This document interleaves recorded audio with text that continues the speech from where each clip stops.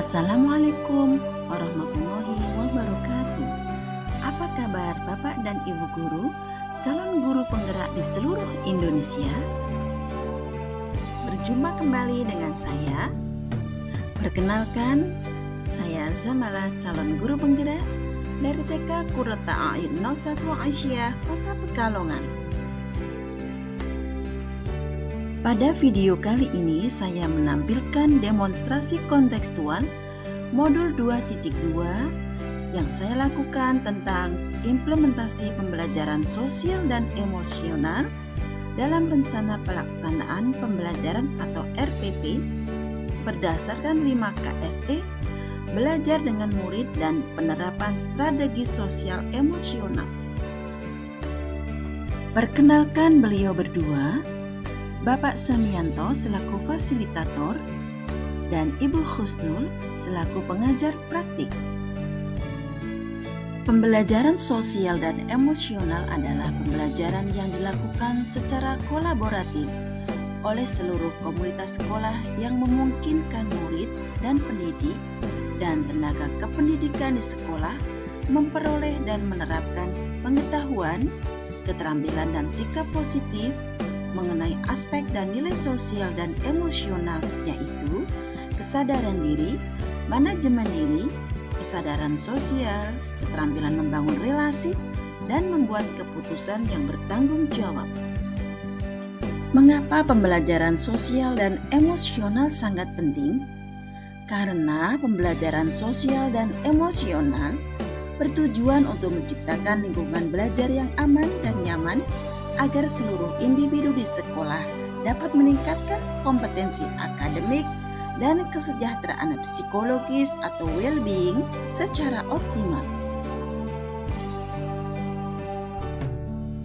Berdasarkan kerangka Kasel, tujuan pembelajaran sosial dan emosional bertujuan mengembangkan 5 kompetensi sosial emosional atau KSE, di antaranya yang pertama yaitu kesadaran diri.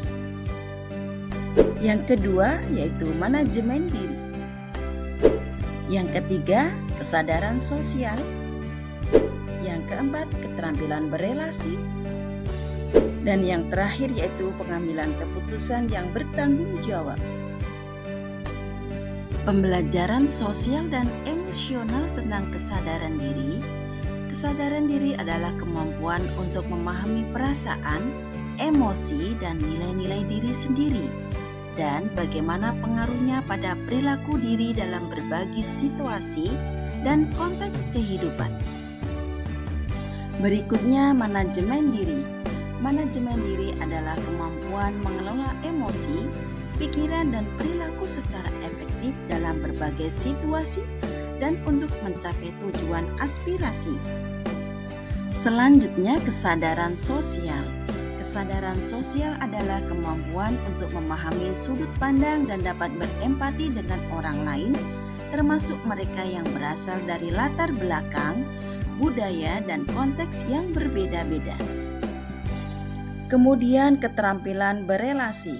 Keterampilan berelasi adalah kemampuan untuk membangun dan mempertahankan hubungan-hubungan yang sehat dan suportif. Yang terakhir yaitu pengambilan keputusan yang bertanggung jawab. Pengambilan keputusan yang bertanggung jawab adalah kemampuan untuk mengambil pilihan-pilihan yang membangun yang berdasar atas kepedulian, kapasitas dalam mempertimbangkan standar-standar etis dan rasa aman, dan untuk mengevaluasi manfaat dan konsekuensi dari berbagai macam-macam tindakan dan perilaku untuk kesejahteraan psikologis diri, masyarakat, dan kelompok. Adapun manfaat penerapan pembelajaran sosial dan emosional di antaranya peningkatan 5 kompetensi sosial dan emosional. Pada peningkatan 5 kompetensi sosial dan emosional memunculkan pada peningkatan perilaku positif. Berikutnya, lingkungan belajar yang suportif. Pada lingkungan belajar yang suportif memunculkan pada pengurangan perilaku negatif. Yang ketiga, peningkatan sikap pada diri sendiri, respek dan toleran terhadap orang lain dan lingkungan sekitar sehingga memunculkan pada pengurangan tingkat stres serta peningkatan performa akademik pada murid. Terdapat 4 indikator dalam implementasi pembelajaran sosial dan emosional di kelas dan sekolah, yaitu pengajaran eksplisit. Yang kedua, integrasi dalam mengajar praktik guru dan kurikulum akademik. Yang ketiga, penciptaan kelas dan budaya positif. Dan yang terakhir, penguatan PSE, pembelajaran sosial dan emosional pendidik dan tenaga kependidikan di sekolah. Adapun pengertian dari pengajaran eksplisit yaitu implementasi pendidikan sosial dan emosional. Dengan pengajaran eksplisit memastikan murid memiliki kesempatan yang konsisten untuk menumbuhkan, melatih, dan berefleksi tentang kompetensi sosial dan emosional dengan cara yang sesuai dan terbuka dengan keberagaman budaya. Dengan pengajaran eksplisit dapat dilakukan melalui 3 kegiatan, yaitu kokurikuler, ekstrakurikuler, dan berikutnya menggunakan proyek atau kegiatan sekolah. Selanjutnya, integrasi dalam mengajar praktik guru dan kurikulum akademik.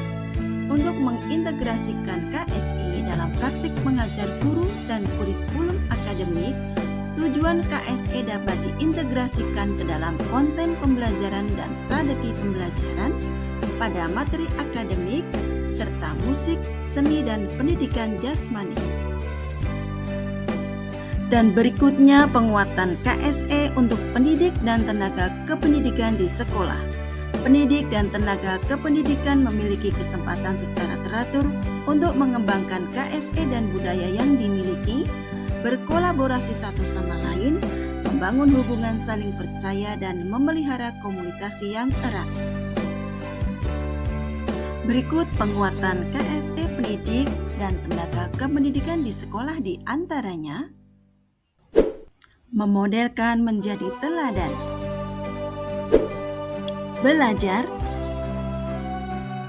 dan berkolaborasi. Selanjutnya, saya akan membuat rencana implementasi pembelajaran sosial dan emosional bagi murid di kelas.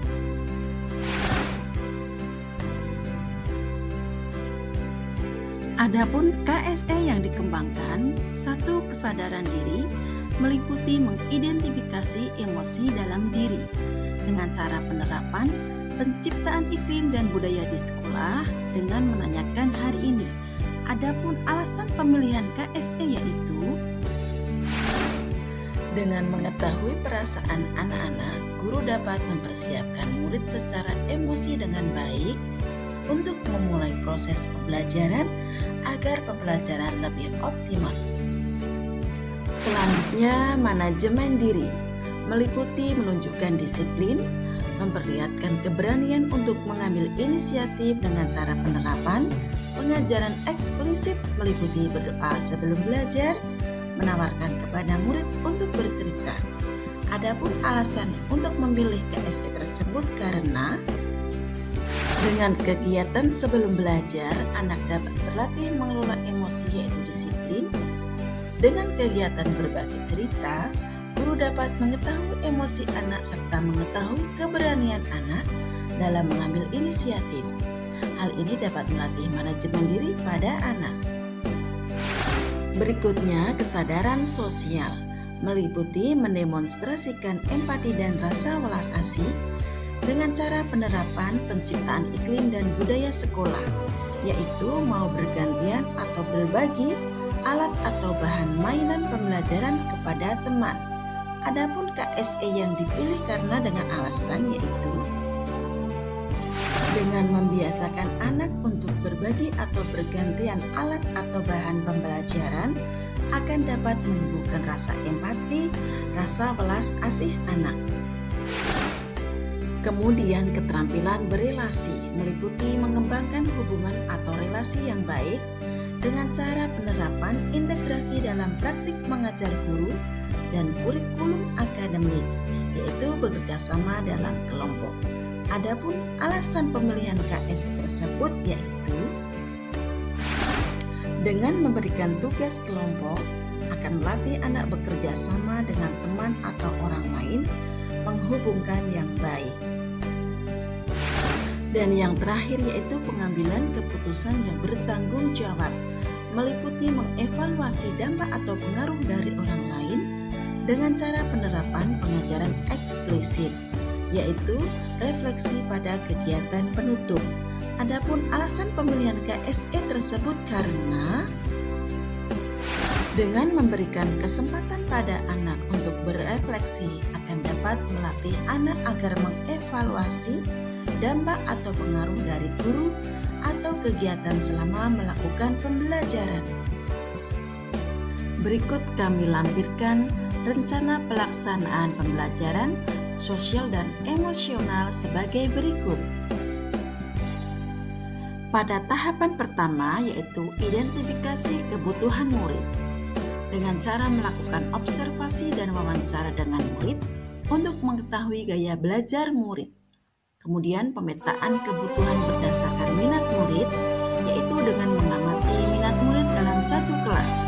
Kemudian pembelajaran diawali dengan mengingat kembali materi pembelajaran pada hari sebelumnya untuk mengetahui sejauh mana pengetahuan awal anak. Setelah melaksanakan identifikasi, langkah yang kedua yaitu observasi. Saya adalah guru yang mengajar di TK Qurratu A'yun Al-1 Malaysia yang mengajar di kelompok B2 dengan usia 5-6 tahun dengan jumlah murid sebanyak 14 orang. Minggu ini murid-murid akan belajar dan bermain di sentra persiapan dengan tema indahnya alam semesta, subtema bumi. Apa yang kamu ketahui tentang bumi? Sebelum merancang pembelajaran, saya melakukan pemetaan dengan mengidentifikasi kebutuhan murid, yaitu 7 murid yang sudah melakukan pemahaman dengan baik, mampu mendengarkan instruksi dengan baik, mampu mengenal abjad, membilang angka secara berurutan, dan mengenal lambang bilangan, dan dapat mengerjakan kegiatan secara mandiri. 4 murid dengan pemahaman sebagian atau rata-rata, guru mengulang instruksi yang akan dilakukan murid. 3 murid yang pemahamannya kurang, guru mengulang instruksi dan membimbing murid melakukan kegiatan. Tujuan pembelajaran. Tujuan pembelajaran meliputi murid mampu mengucapkan doa sebelum dan sesudah kegiatan, mengucapkan dan hafalan surat-surat pendek serta doa harian dan beberapa hadis pendek. Murid mampu bermain bersama atau berkelompok. Murid mampu mendengarkan guru atau teman yang sedang berbicara. Murid mampu mengenal kosakata melalui kegiatan membentuk kata bumi dengan media Lorspad. Murid mampu mengekspresikan imajinasinya dalam bentuk kegiatan setelah melihat video tentang bumi. Murid mampu mengenal konsep bilangan melalui kegiatan mengenal jumlah benda, dan murid mampu merespon informasi yang ada di lingkungan sekitar melalui alat peraga langsung dan media yang ada di lingkungan sekitar dan APE yang sudah dibuat.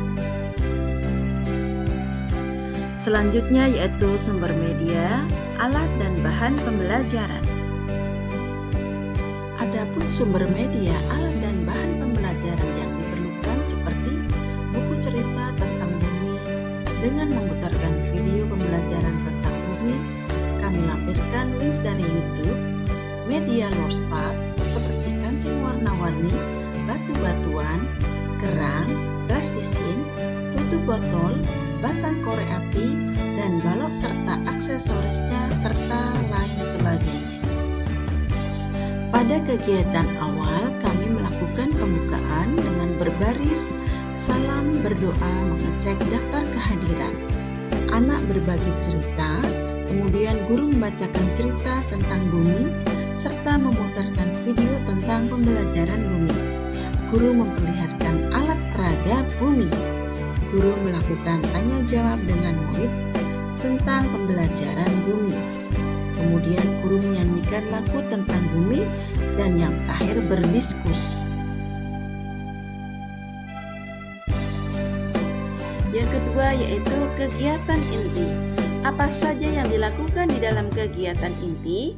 Meliputi peran, pembangunan, sensori motor, pra membaca atau calistun.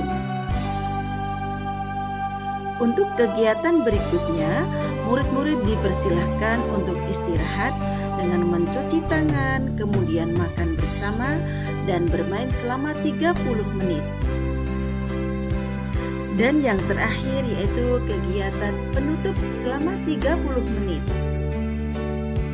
Di dalam kegiatan penutup, guru menanyakan kegiatan yang telah dilakukan oleh murid, kemudian menguatkan konsep yang telah dibangun oleh murid dan memberikan pujian atas perilaku positif yang telah dilakukan oleh murid, dan refleksi dengan mengajukan pertanyaan kepada murid.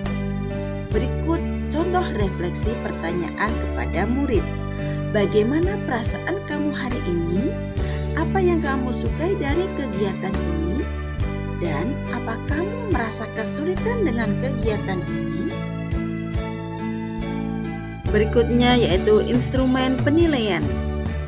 Dalam melaksanakan instrumen penilaian, diantaranya 1 anekdot, 2 foto berseri, 3 checklist, dan yang keempat hasil karya.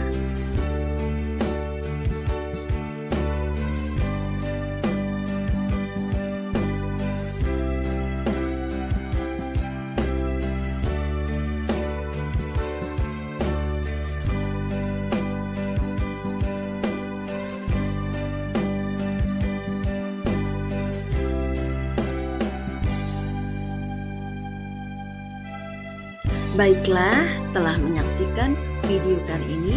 Semoga menginspirasi. Salam dan bahagia. Salam guru penggerak, tergerak, bergerak, dan menggerakkan. Assalamualaikum warahmatullahi wabarakatuh.